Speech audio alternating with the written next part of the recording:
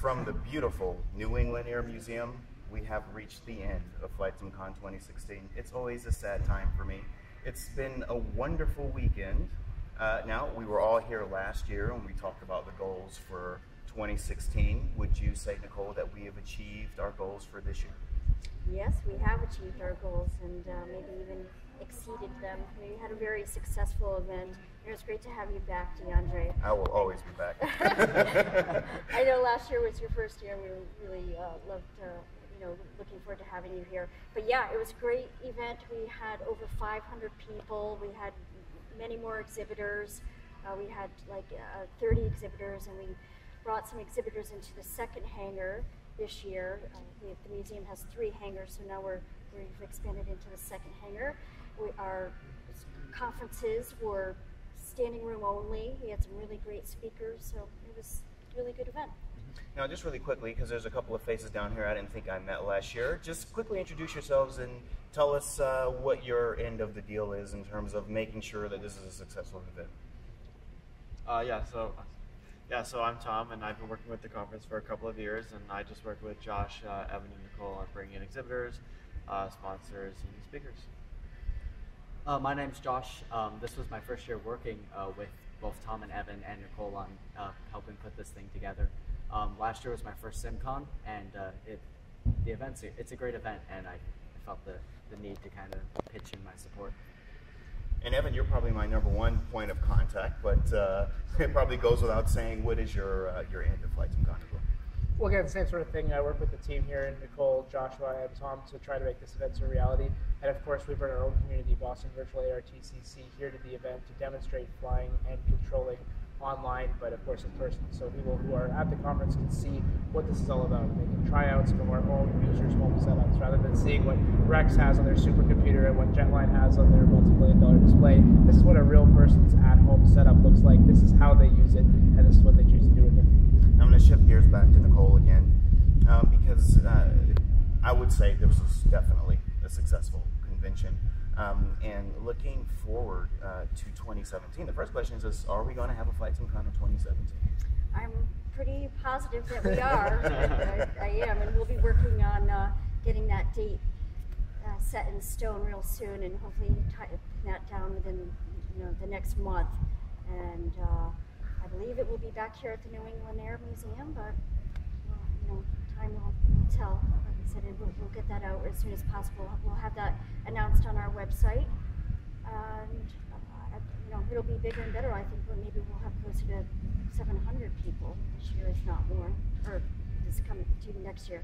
Yeah, absolutely. I think that we're still in that stage, because a lot of people say, well, it's far to have to go all the way out to Connecticut, and we need something a little bit closer to home.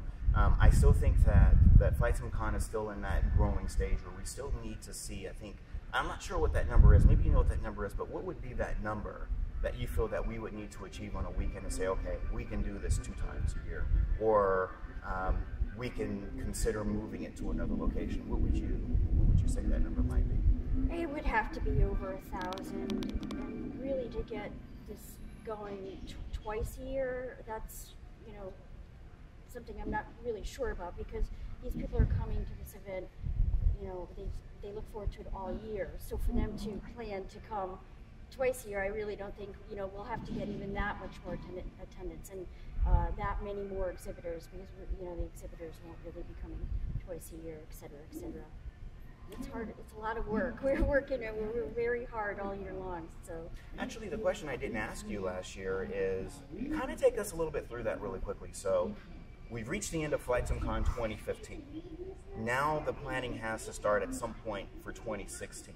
At what point after the end of last year's convention did you begin the planning process for 2016? And kind of walk us through everything that you had to do until you got us up to opening day.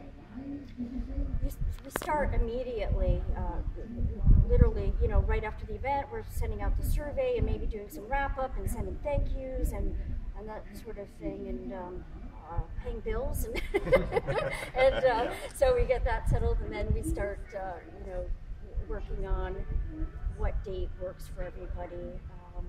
So we start with that, then we come up with the new, logos for the coming year, and getting the paperwork ready for soliciting sponsors and exhibitors, updating the website, and then there's a lot of follow-up that happens, and then it's on to getting the registration ready for usually at least December, and then what? And then it just keeps going on. Wow. And the last big question is with your event management company, does FlightSimCon generate a significant profit to keep this going? It gets better, but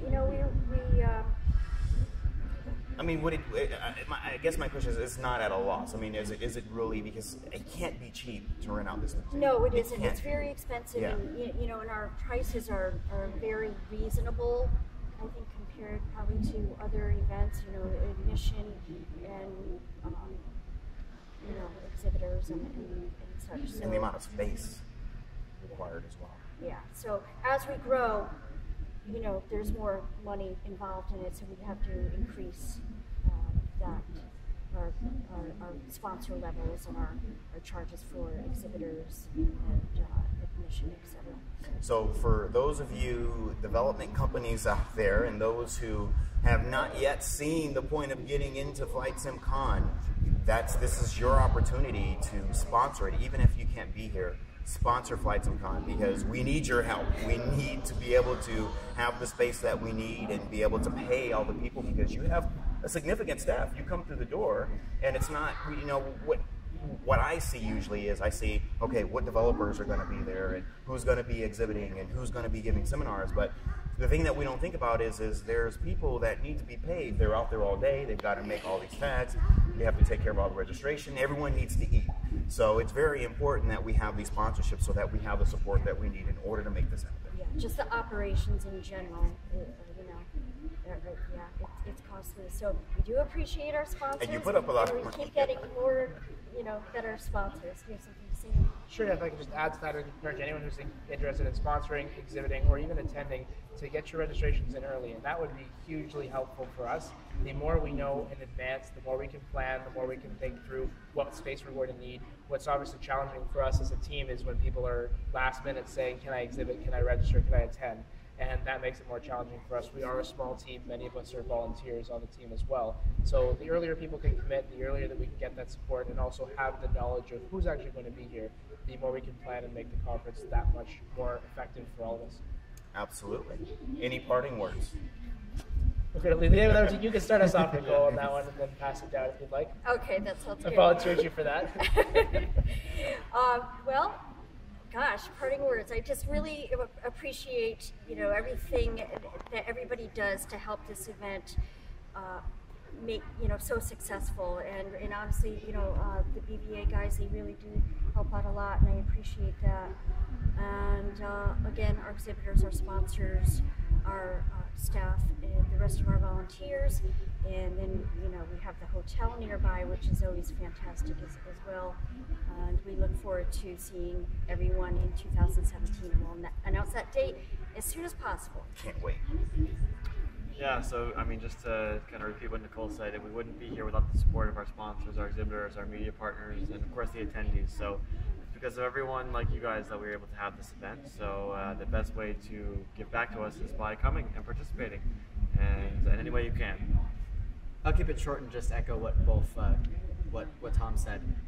Special thanks to everyone involved, exhibitors, sponsors, attendees. Not only does this bring together, our individual community family, but flight simulation as a whole is a community, and it's a big family. And stuff like this brings it together, and it's the sponsors and the exhibitors that help make it happen. To me, this event is basically all the benefits of a nice family dinner or get-together without the family. Basically, everyone here, we're all friends. We're all great friends. We love each other. It's a wonderful experience. We are so happy to be here and to be able to support this in North America. Flight simulation has such a huge presence in Europe, and we're just so grateful to be able to bring that same idea and that same concept here to North America. So again, encouraging folks who maybe haven't made it, thinking about it for the past couple of years. Make 2017 your year for those many, many people who are returning to come on back, and we look forward to seeing them again next year. All right, and I guess my final word would be, number one, thanks so much to all the sponsors who did get involved this year. Thanks so much to all of the exhibitors. I know there were a lot of developers the year before that weren't sure about it. A lot more came out. And every person that I interviewed today all said that they are definitely coming back next year. So that is already just a really positive start. Really happy to see that. But most of all, thanks to all of you for doing all the planning, all the work that goes into it and making it happen, because no one else is doing it. So thank you so much. It's a lot of fun. It's great to come out to Connecticut. This is such a beautiful museum. I think you picked the right place, and I like coming here. So thank you so much. It's been great, and I certainly look forward to seeing you all next year while we do it again, and hopefully we'll double that attendance. Yeah, thanks for having us. Okay, thanks guys. And a shout out to Novawing24. Thanks.